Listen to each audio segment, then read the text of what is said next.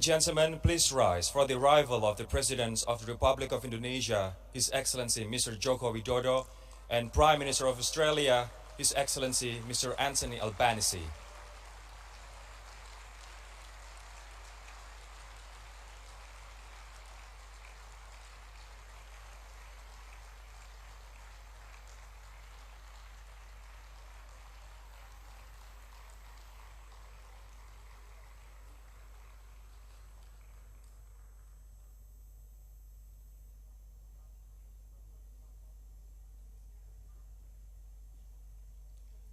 Please be seated.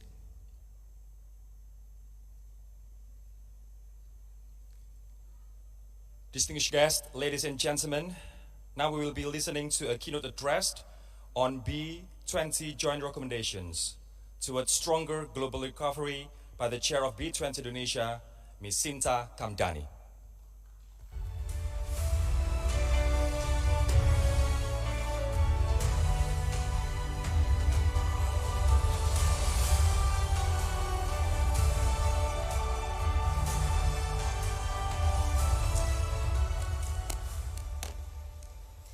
His Excellency President Joko Widodo, the Chair of also G20 Indonesia, His Excellency Anthony Albanese, the Prime Minister of Australia, His Excellency Justin Trudeau, the Prime Minister of Canada, esteemed world leaders, business colleagues, and distinguished guests, I salute you all and I thank you for making this possible.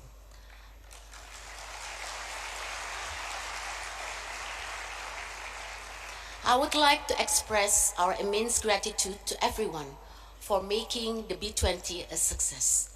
Today, I think back to when our President called on the B20 to collaborate with the G20 to contribute to global economic recovery. I feel privileged to say that together as the B20, we have made recommendation to the G20 which will drive this forward. That is the legacy of B20 Indonesia. Throughout our mandate, we have remained committed to giving businesses a platform for dialogue and supporting G20 governments. Let's look back to where we were in 2020, the great lockdown. Before the pandemic, we thought we knew what challenges we would face, but we didn't see the pandemic coming. No one did.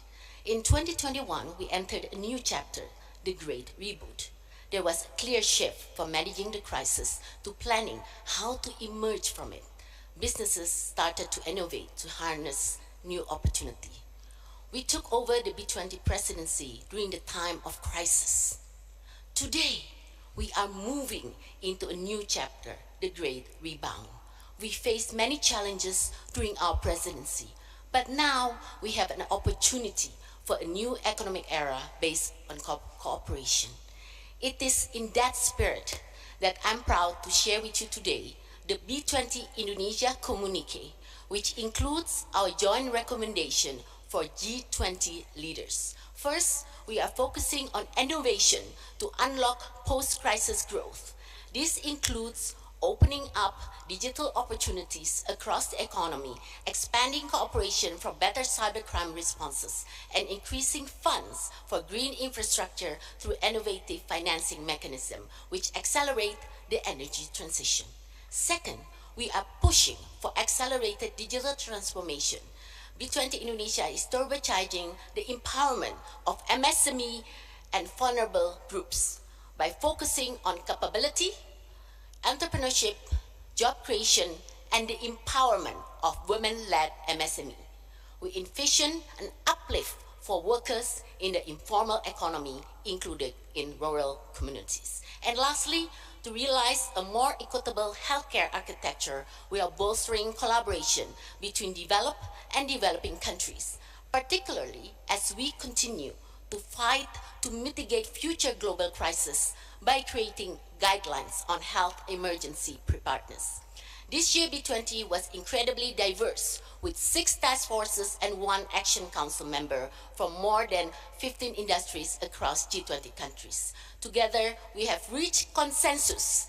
I would highlight, we have reached consensus with 25 policy recommendations, and 68 policy action. Yes, action, not just recommendations. Mr. President, ladies and gentlemen, this is just the beginning. It is where we go from here that matters. Beyond policy recommendation, we need to have real impact. We need to set ourselves up for the great rebound. In the spirit of our continued commitment beyond our presidency, B20 Indonesia has created 4 legacy programs. These are inspired by our most pressing priorities: green transition, inclusive growth, and equitable healthcare.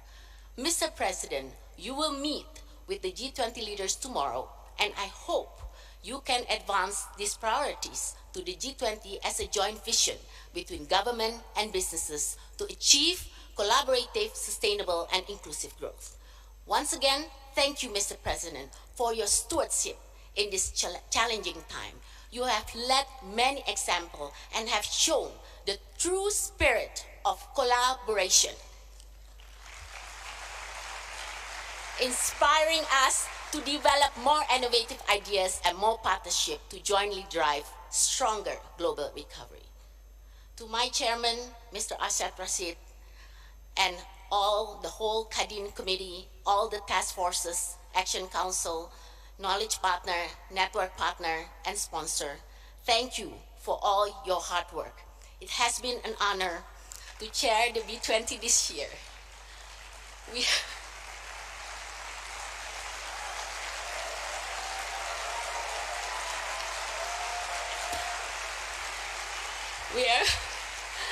We have come a long way. We have come a long way for a great rebound. And may we now work together and push the button to go forward and give and pass to India for a better together business and government for collaboration. Thank you very much.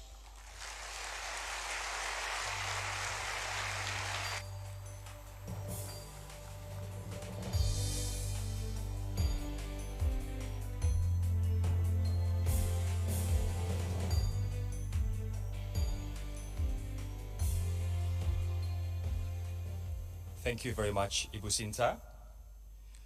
Ladies and gentlemen, moving forward to our next remarks, it is my pleasure to call upon the Chairman of Indonesian Chamber of Commerce and Industry, or Kadin Indonesia, host of B20 Indonesia, to deliver his remarks, B20 Presidency 2022, Indonesia's leadership in advancing global priorities. To Mr. Arshad Rashid, the stage is yours.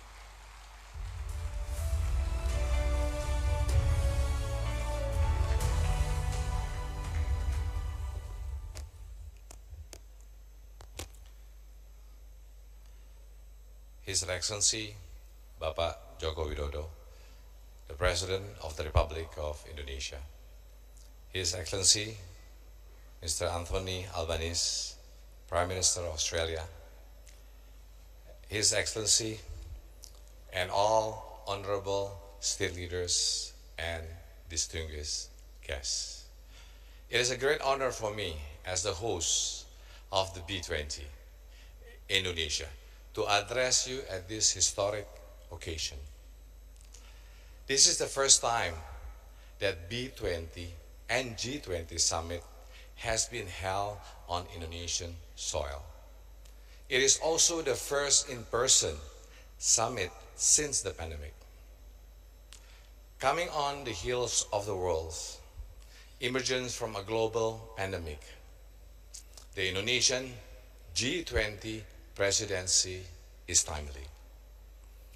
This year's G20 presidency takes place against the backdrop of intensified geopolitical polarization, as well as concerns that globalization has failed to affect equitable gain. In my view, Indonesia is uniquely qualified to understand such concern. Our equatorial country, which is literally situated between the global north and south, is a country of contrast. As the only ASEAN country that is permanent member of the G20, Indonesia is able to advocate for both developed and developing economy on the global stage. At the same time, Indonesia has a long tradition of advocating for different voices at the table. Just imagine, on one hand, we are a major global commodities producers. On the other hand, more than 95% of jobs are created by micro, small, and medium enterprises. And while Indonesia is the fastest growing digital economy in Southeast Asia, it is also home to 100 million unbanked people. On top of that, we are a diverse, multi-faith country with more than 17,000 islands. So, the question, how do we bridge our differences and drive consensus? I'll be honest, it hasn't always been easy. But two fundamental Indonesian values that have enabled us to bridge these differences and forge ahead are gotong royong, meaning the spirit of mutual inclusive collaboration to achieve a collective good, and Bhinneka Tunggal Ika, a commitment to achieve unity in diversity.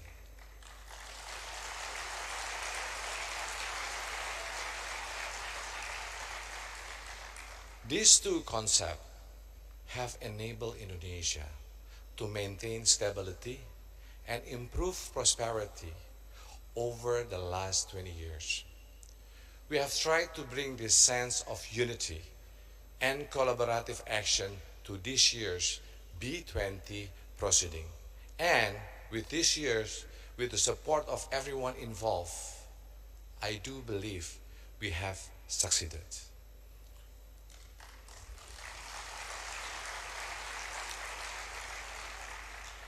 Following the directive of His Excellency, President Joko Widodo, we established three major priorities for this year's B20 Summit in line with G20 priorities that reflects issues of concern to both emerging markets and developed countries.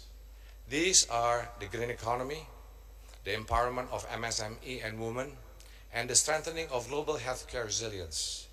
These three elements are key to ensuring collective, sustainable, and inclusive growth for all countries. In particular, I would like to highlight this, the first time that MSME has been highlighted as a major B20 topic despite the major role that small businesses play all over the world. With regard to the green economy, B20 Indonesia has already begun to take concrete actions. Within Indonesia, we are actively driving the green transition through various pathways, including industrial decarbonization and facilitating green investment. A carbon center of excellence has been established in the hopes of accelerating global collaboration on net zero initiative.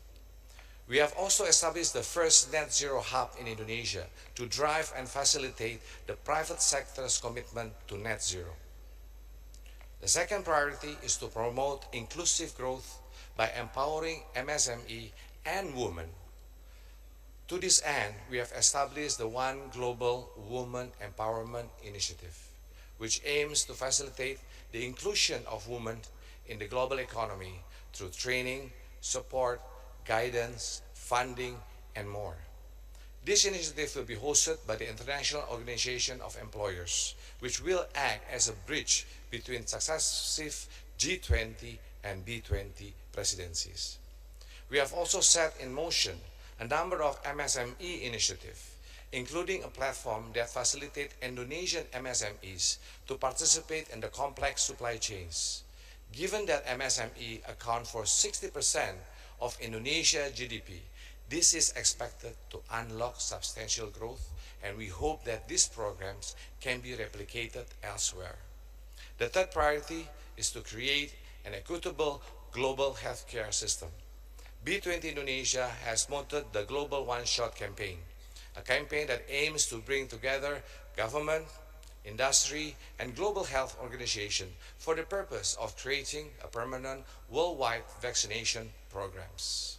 This will help decrease vaccine inequality between the global south and the global north, and help close gaps in health infrastructures across population and region worldwide. As part of increasing healthcare resilience in Indonesia, we also have facilitate local manufacturing capabilities for vaccine, strengthening Indonesian pandemic preparedness and response capabilities. Mr. President, ladies and gentlemen, before I end my remarks, I would like to re-emphasize the inclusive development framework I have introduced yesterday. The 5 P's: peace, prosperity, people, planet, and partnership. As we are past the baton to India, this framework will remain relevant in advancing global priorities and generating impact beyond G20 countries. In closing, I would like to thank you once again for a chance to report on B20 Indonesia's efforts, and I would like to express my heartiest thanks to all those who have participated in the B20 process throughout the year. Gotong Royong and Bhinneka Tunggal Ika have made this year's B20 Summit a success.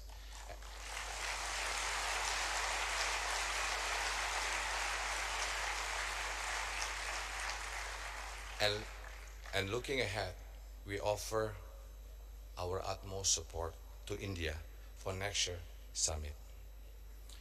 Also, I'd like to thank you. Together is a partnership between me and Sinta and everyone at Kadin and all the stakeholders of Indonesia and also the participant of the B20.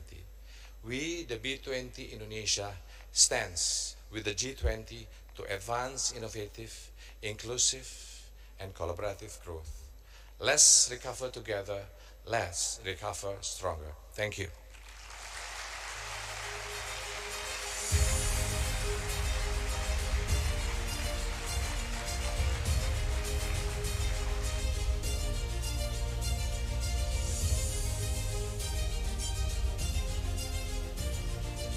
Thank you very much, Mr. Arshad.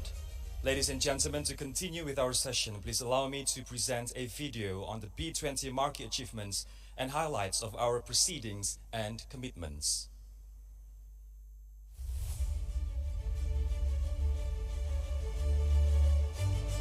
The G20 economies account for 75% of global trade and 80% of the world's GDP. The Business 20, or the B20, is the business arm of the G20, mandated to cultivate private sector-led transformation to enable the G20 economies to recover together and recover stronger. Together, the B20 Indonesia's Task Forces and Action Council convened a diverse group of business leaders to deliver tangible and comprehensive policy recommendations and B20 communique, providing concrete outcomes and shaping the policy recommendations to enable businesses globally. The B20 Indonesia is also committed to drive 3 key movements that will recourse global trajectory for the better. These are green transition, inclusive growth, and equitable healthcare. It is the decade for the G20 countries to drive green transition, as we account for almost half of the world's share of natural-based solutions. The B20 Indonesia advocates companies to accelerate green transition towards net zero emission target and equip stakeholders with the necessary knowledge to benefit from carbon market. To embody the spirit of Gotong Royong and capture the huge upside of inclusive growth, the B20 Indonesia pushes for next-generation mid-sized companies to be part of the global supply chain and builds necessary infrastructure to promote the impactful inclusion of women in the global economy. Finally, to prepare for future health crises, the B20 Indonesia urges the need for equitable healthcare to bolster health system resilience. This journey has shown how collaboration and spirit to innovate can drive change. Through commitments and programs that we have built together, let's continue to realize an innovative, inclusive, and collaborative growth for all.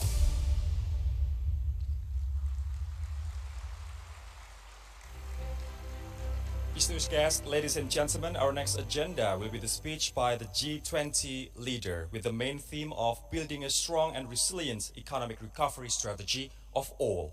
Please welcome the Prime Minister of Australia, His Excellency, Mr. Anthony Albanese.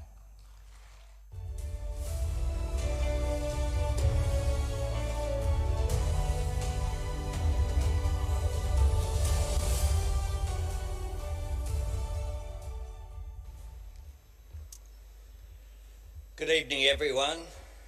Salamat sore.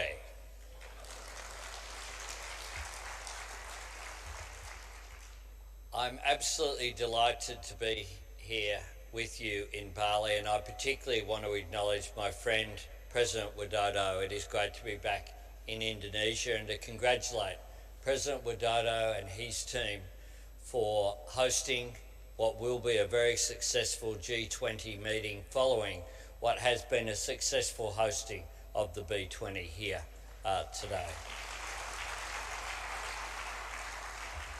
I do want to thank the Indonesian Chamber of Commerce and Industry, Kadin, including its chairperson and host of the B20, Pak Asad, and chair of the B20, Ibu Shinta, for bringing us together, and I thank you for your addresses here this evening. President Widodo has once again shown us enormously kind hospitality. This is my 7th official visit to Indonesia and my 2nd as Prime Minister.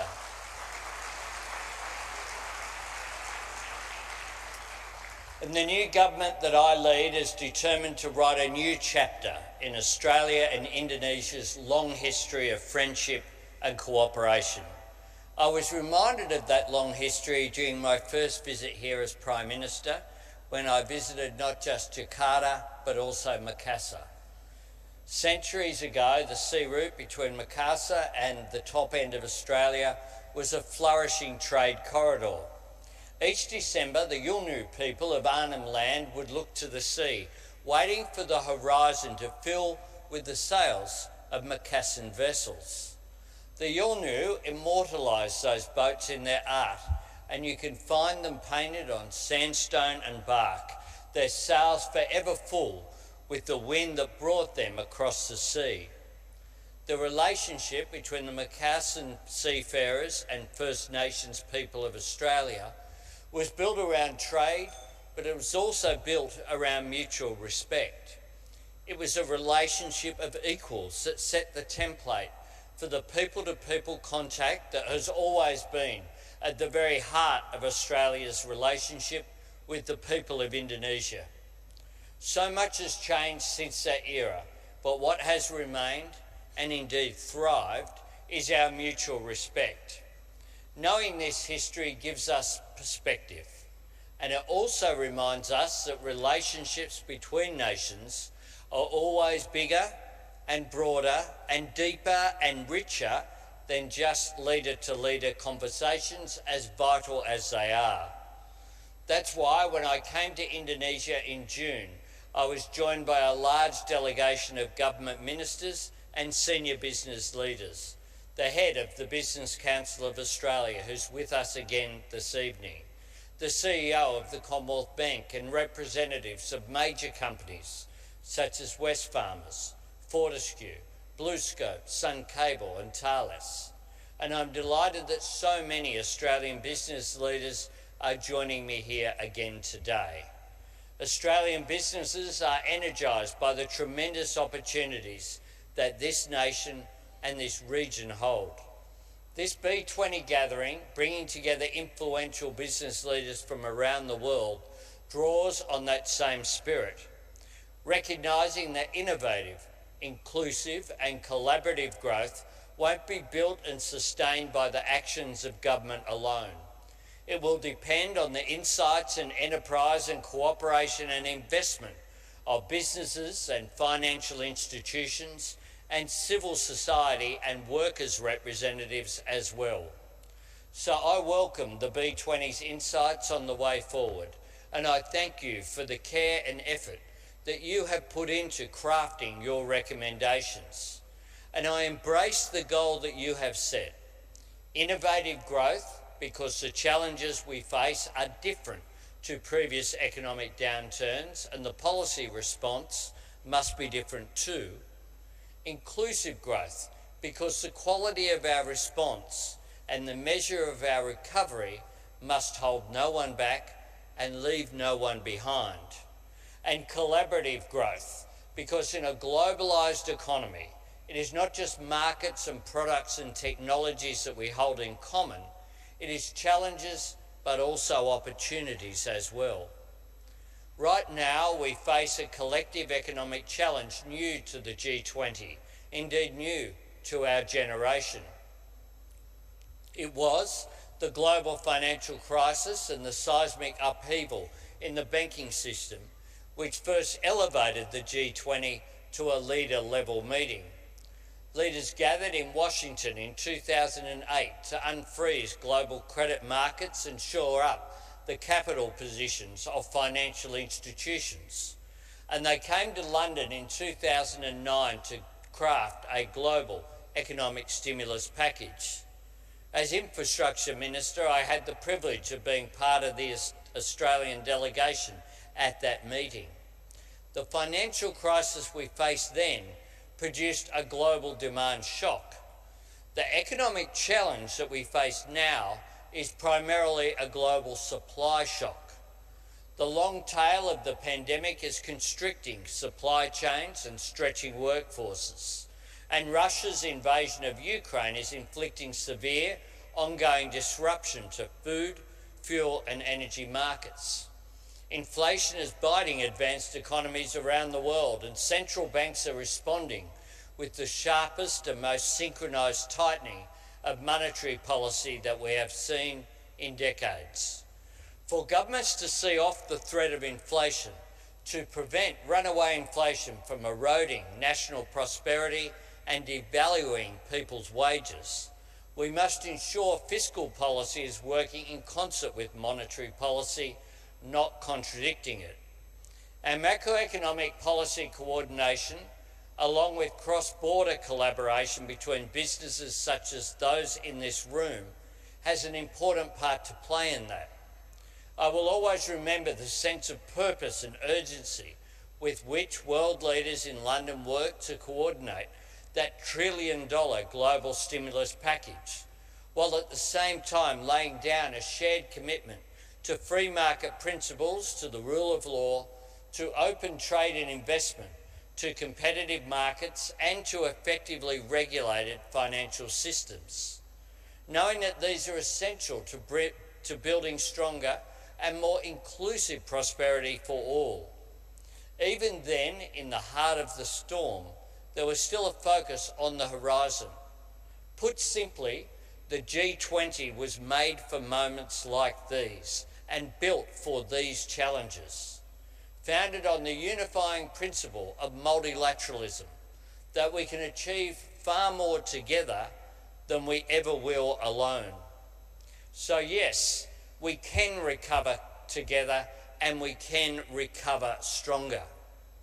Indeed, recovering stronger depends on recovering together.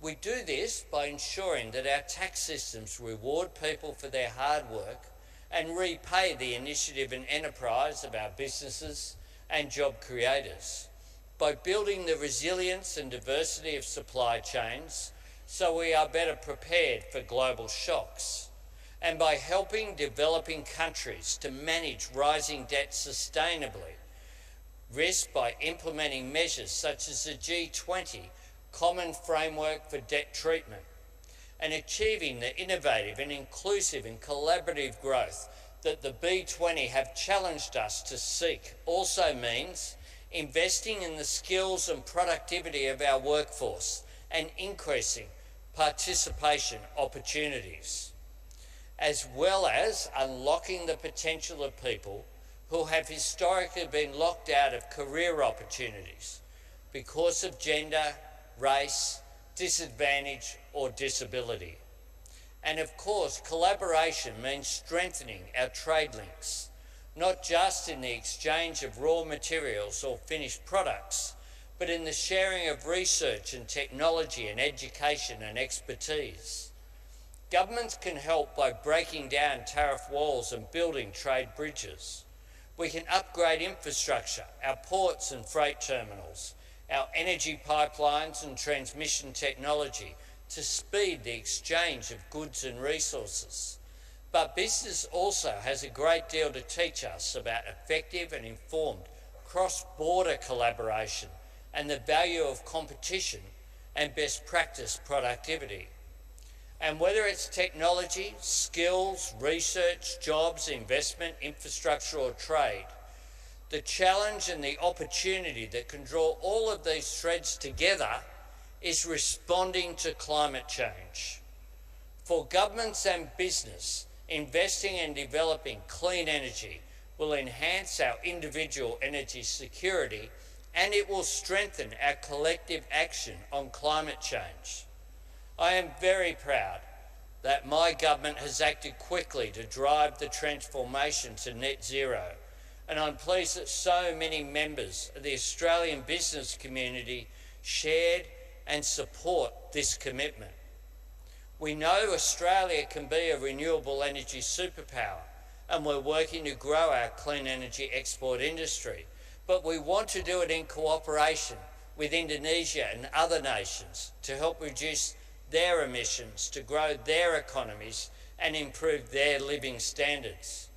Because just as none of us are immune from the global challenge of climate change, all of us have a part to play in the solution. And I know that President Widodo is very passionate about this. And I want to commend Indonesia's leadership in developing the G20 Bali Energy Transitions Roadmap. It sends such a powerful message to global markets, giving investors the confidence to scale up their ambitions, knowing that G20 members are committed to accelerating the transition to clean energy. That's what uncertain times demand, not just the determination of weather the storm, but the ambition and the vision to sail beyond it. On that note, I'm delighted that our next G20 host, India, led by Prime Minister Modi, will be guided by its aspiration to ensure economic progress and the environment go hand in hand. And I am confident that India's 2023 G20 presidency will build successfully on the achievements of the Bali Summit. Bapak President, all of us here are eager to hear your reflections on India's host year and your ambitions for the future. Terima kasih.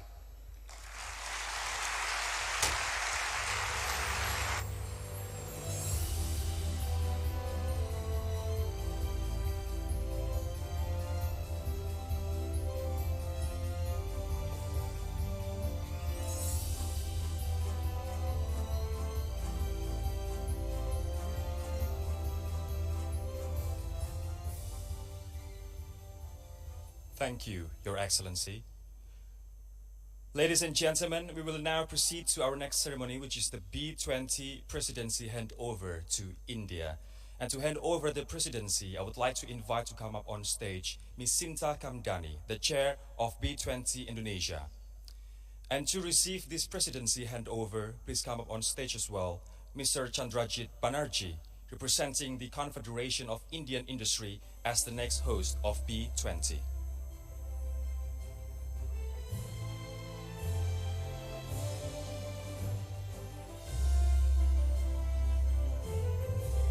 Ms. Sinta Kamdani, please pass the B20 Indonesia communique to Mr. Chandrajit Banerjee.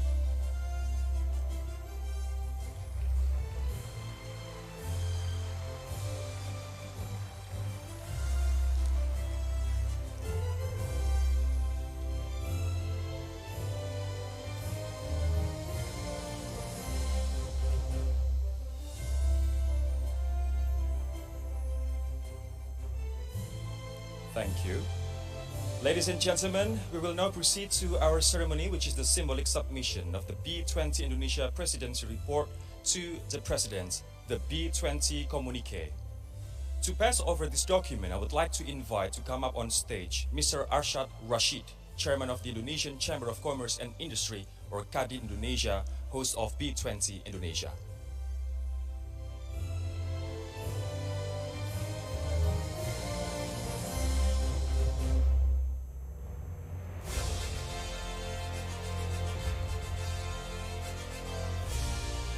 And to receive it, I would like to invite the President of the Republic of Indonesia, His Excellency Mr. Joko Widodo.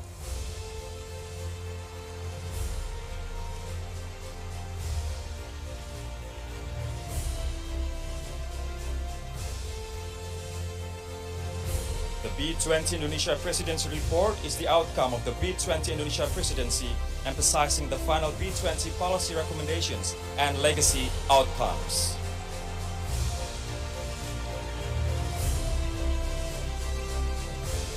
Thank you very much, Bapak Presiden. Please stay on stage,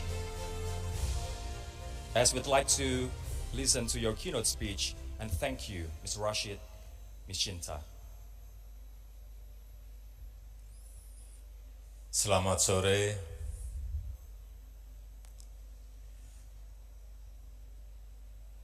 Yang saya hormati Perdana Menteri Australia Yang Mulia Anthony Albanese,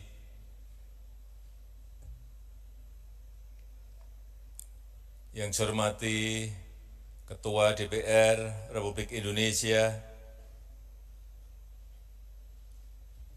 Bapak Ibu hadirin undangan yang berbahagia. Bulan Januari yang lalu, saya berbicara di depan B20 pada awal masa tugasnya. Masih pandemi. So it was still berat saat itu. in the pandemic. Saya menyampaikan And bahwa at di the time, setiap I said kesulitan, that for every problem, tantangan, for every pasti challenge, ada peluang. there is always a silver Jangan line, pesimis. an opportunity. So don't be pessimistic. I said that.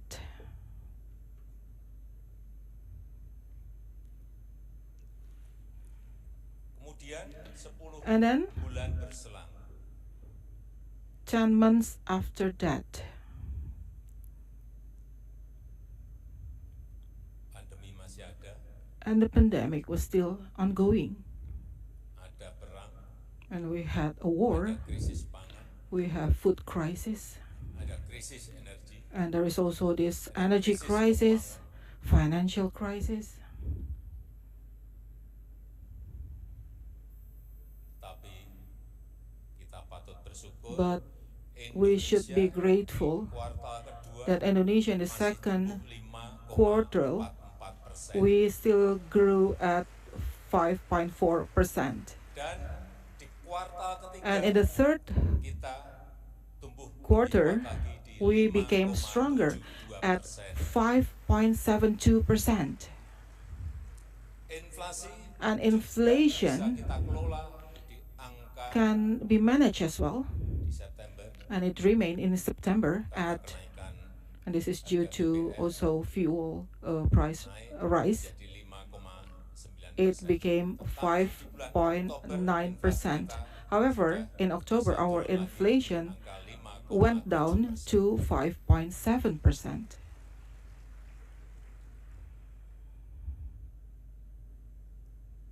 Managing Director dari So managing director from IMF Kristalina said, menyampaikan so the name is Kristalina, she bahwa said that Indonesia Indonesia menjadi salah satu is titik one of terang di tengah the bright kesulaman lights ekonomi dunia. in the darkness of the world.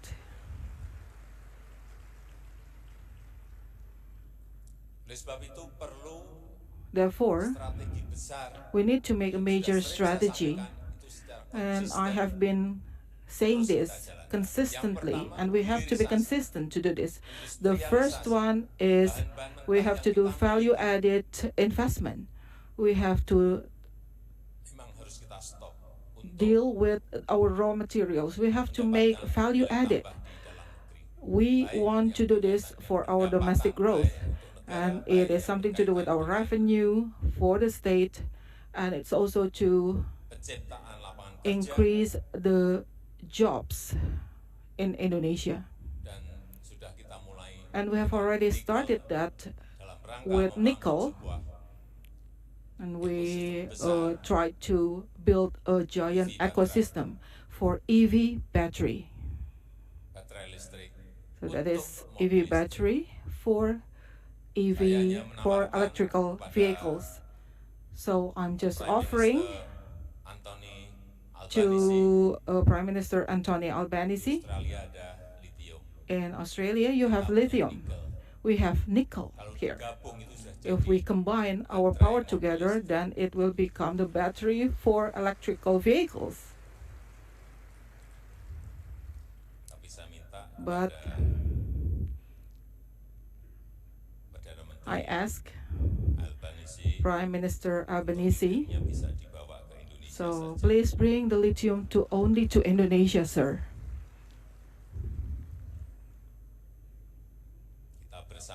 So together, let's do this added value investment in Indonesia. And the second one, this is related to green economy. I've said that many times that the potential for the new and renewable energy in Indonesia, it is abundant. 430,000 megawatt is our potential, coming from hydropower, from geothermal, from solar panel, and from wind power. Everything is there. So this is actually the opportunity for investors to collaborate with Indonesia and to bring investment here, bring your technology here, because we need money that is not little. So together we have to build the green economy in Indonesia.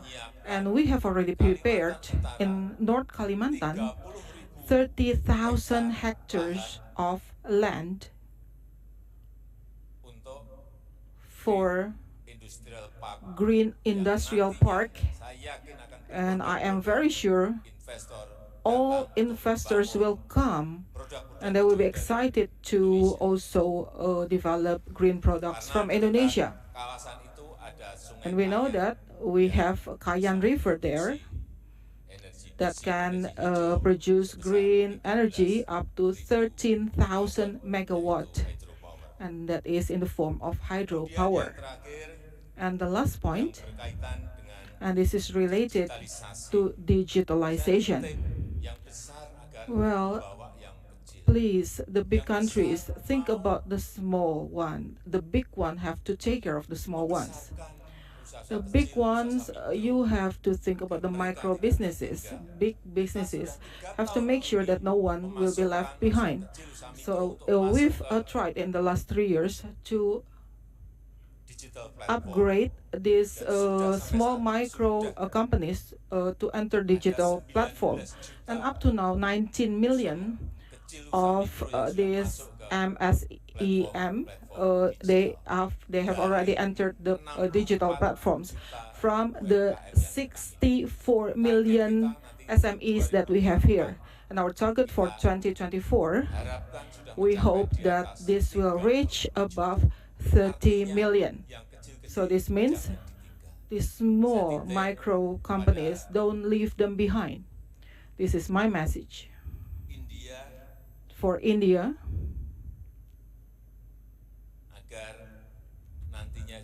so please continue to do this for the micro and small medium enterprises.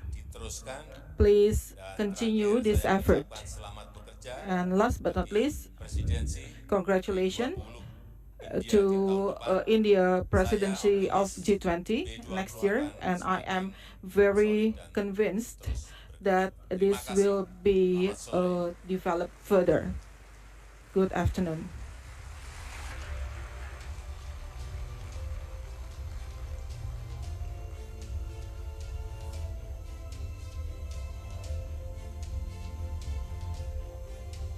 Thank you, Mr. President. Distinguished guests, ladies and gentlemen, Bapak Ibu yang terhormat, today we had a thoughtful discussions and intriguing insights from all of our respectable speakers. On behalf of the committee, we would like to thank all of our guests and speakers for attending this event. And now we would like to invite the President of the Republic of Indonesia and the Prime Minister of Australia to leave the venue. Ladies and gentlemen, please rise.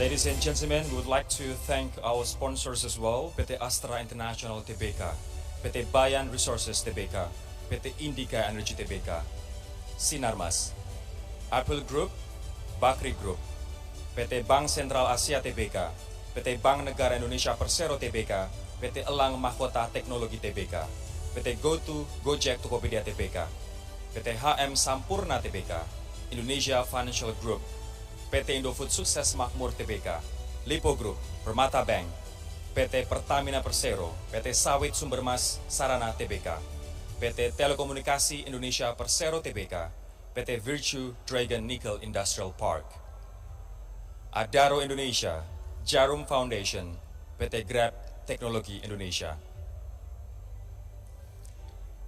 Ladies and gentlemen, would also like to inform you that the B20 Summit Indonesia 2022 closing dinner will start today at around 6:30 p.m. at Taman Bagawan. And you will be finding some talents from Indonesia. Indonesian National Orchestra by Frankie Raden, Dewa Bujana, Elva Singers, Ruth Sahanaya, Audiensi, Krakatau, Earth, Wind and Fire Experience Feat, Al McKay, and All Stars. And please do bring your B20 Summit ID for entrance. And for those of you who will attend the closing dinner at Taman Bagawan, please proceed to the East Lobby. Please proceed to the East Lobby as we will provide shuttle services to Taman Bagawan. For those of you who will attend the closing dinner at Taman Bagawan, please proceed to the East Lobby as we will provide shuttle services to Taman Bagawan. My name is Rory Ashari and I thank you for attending the B20 Summit Indonesia 2022, Advancing Innovative, Inclusive and Collaborative Growth. Good day and we will see you next year. Thank you.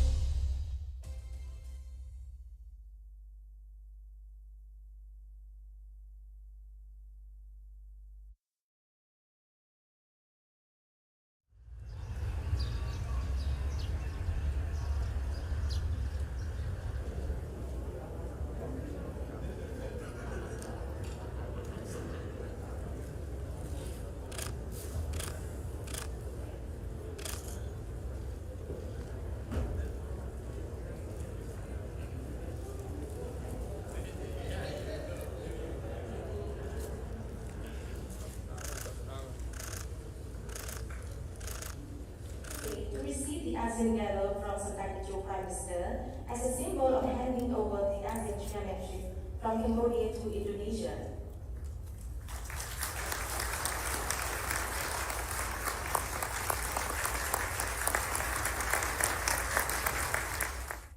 Your Excellency, it is an honor for Indonesia to assume ASEAN chairmanship in 2023.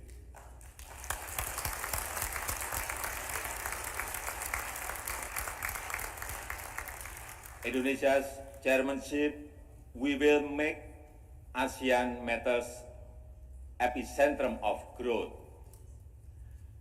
ASEAN must become a peaceful region and anchor for global stability.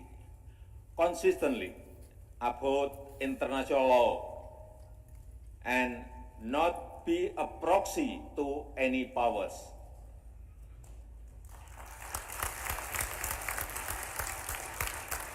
ASEAN must be a dignified region, uphold the values of humanity and democracy.